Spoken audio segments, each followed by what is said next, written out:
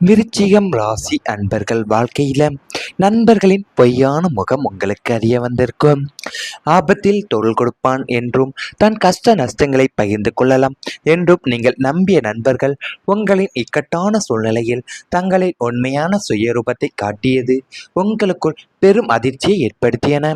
உங்களுடன் இருந்த போதும் நட்பின் இலக்கணம் போல பேசி பழையவங்க உங்கள் பின்னால உங்களை பற்றி தவறாகவும் மலிவாகவும் பேசி உங்களின் பெயரை கெடுக்க முயன்றனர். நீங்கள் உச்சத்தில் இருந்தபோது உங்களை சுற்றி நின்ற அந்த பொய் கூட்டங்கள் உங்களுக்கு ஒரு கஷ்டம் என்று வந்தபோதுதான் முகத்தை திருப்பிக் கொண்டு ஒதுங்கியது. நண்பர்கள் என்று நீங்கள் உயிரை கொடுத்த மனிதர்கள் வெறும் சுயநலவாதிகள் என்பதை உணர்ந்த அந்த தருணம்தான் உங்களுக்கு மனிதர்களின் போலித்தனத்தை அப்பட்டமாகவே தோலுரிக்க காட்டியிருந்திருக்கும் உங்கள் வாழ்க்கையிலேயேவும். அதாவது நட்பை மிகவும் புனிதமான உறவாக கருதுபவர்கள் யார் என்று நீங்கள் யோசிப்பீங்க. ஒரு முறை நண்பர் என்று ஏற்றுக்கொண்டாலே அவங்களின் நன்மைக்காக எந்த அளவிற்கும் செல்ல தயங்காத மனம் உங்களிடம் இருக்கும். ஆனால் கிரகங்களின் சோதனை காலங்களில் உண்மையான நட்பும் சுயநல நட்பும் இடையிலான வித்தியாசத்தை வாழ்க்கை கற்றுக் கொடுத்திருக்கலாம். முகத்தில் சிரித்து பேசிய சிலர் பின்னால் வேறு விதமாக நடந்து கொண்ட சம்பவங்கள் மனசில் ஆழமாக காயத்தை ஏற்படுத்தியிருக்கலாம்.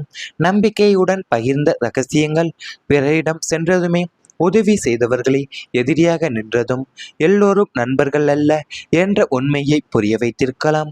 ஆனால் ஜோதிட பார்வையில தான் இந்த அனுபவங்கள் உங்களை பலவீனப்படுத்த அல்ல, மனிதர்களை சரியாக அடையாளம் காணும் அறிவை வளர்க்கவே வந்தவை. இனி உங்களுடைய வாழ்க்கையில உண்மையான நட்புகள் மட்டுமே நிலைத்து நிற்கக்கூடிய காலம் உருவாகும் என்றுமே நல்லவங்களின் ஆதரவும் உங்களை மீண்டுமே முன்னேற்ற பாதைக்கு அழைத்துச் செல்லக்கூடும் என்பது கூறப்படுகிறது ஜோதிட வாழ்க்கையில.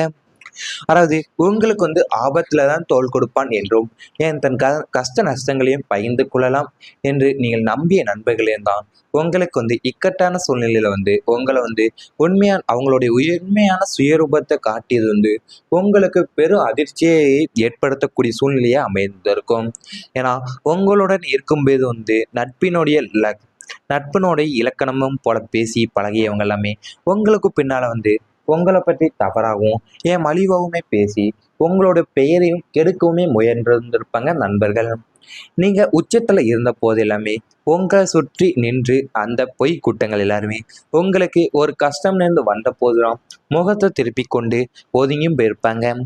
நண்பர்கள் என்று நீங்கள் உயிரை கொடுத்த மனிதர்கள் எல்லாமே வெறும் சுயநலவாதிகளாகவும் என்பதை நீங்கள் உணர்ந்த தருணம் உங்களுக்கு மனிதர்களுடைய போலித்தனத்தை அப்பட்டமாவே தோலுரித்து காட்டியிருந்திருக்கும் உங்களுடைய வாழ்க்கையிலேயேவும்.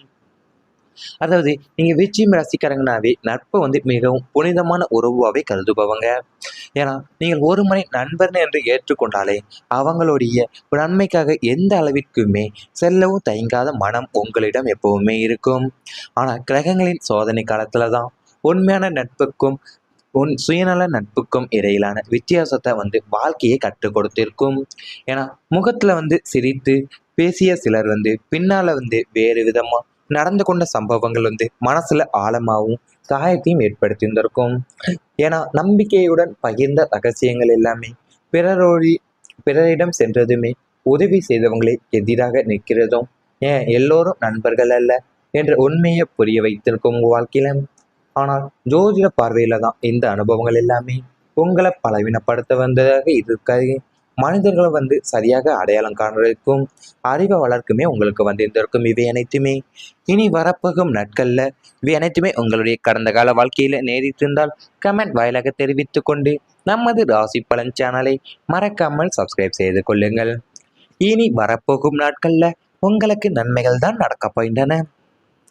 செவ்வாய்க்கிழமை செவ்வாய்க்கிழமை ஒவ்வொரு செவ்வாயன்றுமே காலையில குளித்து முடித்து அருகில் உள்ள முருகன் ஆலயத்திற்கு சென்று கந்த சஷ்டி கவசம் பாராயணம் செய்வதும் செவ்வரளி மலர்களால் அர்ச்சனை செய்வதும் உங்களுடைய வாழ்க்கையில இருக்கக்கூடிய தடைகள் அனைத்தையுமே தவிடுபொடியாக்கும்.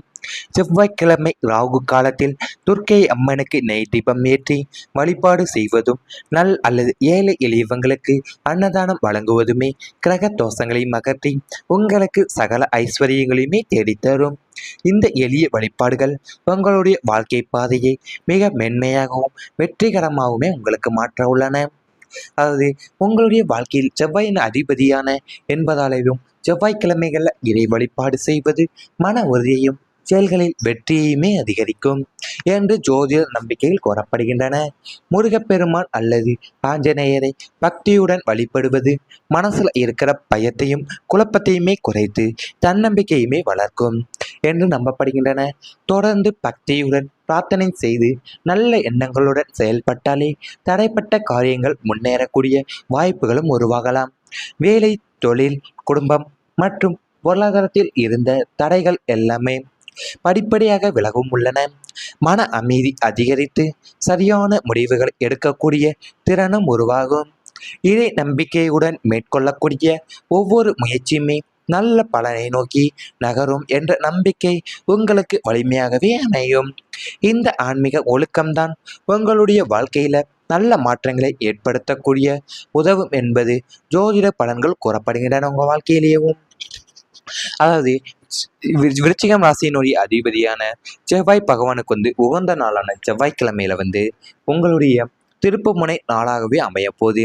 ஏன்னா நீங்கள் ஒவ்வொரு செவ்வாய்க்கிழமை அன்னைக்குமே காலையில் குளித்து முடித்து விட்டு அருகில் இருக்கிற முருகன் கோவிலுக்கு நீங்கள் சென்று கந்தசஷ்டி கவசம் பாராயணம் செய்து வந்தீங்கன்னாவே அது மட்டும் இல்லாமல் செவ்வரளி மலர்களால் அர்ச்சனை செய்தும் உங்களுடைய வாழ்க்கையில் இருக்கிற தடைகள் அனைத்துமே தவிடுபொடியாக்கக்கூடிய நல்ல ஒரு பலன்களை உங்களுக்கு அளிக்கும். அது கூடவே நீங்கள் செவ்வாய்க்கிழமைகளில் ராகு காலத்திலே துர்க்கை அம்மனுக்கு நெய் தீபம் ஏற்றி வழிபாடு செய்வதோ இல்லைனா ஏழை எளியவங்களுக்கு அன்னதானம் வழங்குவதன் மூலியமாகவே உங்களுக்கு கிரக தோஷங்களை எல்லாமே அகன்று உங்களுக்கு சகல ஐஸ்வர்யங்களுமே தேடித்தர உள்ளன. இந்த எளிய வழிபாடுகள் தான் உங்களுடைய வாழ்க்கை பாதையை மிகவும் மென்மையாக்க உள்ளன. அது கூடவே நீங்கள் செவ்வாய்க்கிழமைகளில் இறை வழிபாடு செய்வது மன உறுதியையும் செயல்களில் வெற்றியுமே அதிகரிக்கும் என்பது ஜோதிட வாழ்க்கையில் உங்களுக்கு கூறப்பட்டு வருகின்றன. ஏன்னா முருகப்பெருமானும் அல்லது ஆஞ்சநேயரை நீங்கள் பக்தியுடன் வழிபடுவதுதான் மனசுல இருக்கிற பயத்தையும் குழப்பத்தையுமே குறைத்து தன்னம்பிக்கையை உங்களுக்கு வளர்க்கக்கூட போகுது என்று நம்பப்படுகின்றன. வாழ்க்கையில நீங்கள் தொடர்ந்து பக்தியுடன் பிரார்த்தனை செய்து வந்தீங்கன்னாவே நல்ல எண்ணங்களும் செயல்பட்டால் தடைப்பட்ட காரியங்கள் எல்லாமே முன்னேறக்கூடிய வாய்ப்பும் உங்களுக்கு உருவாகலாம்.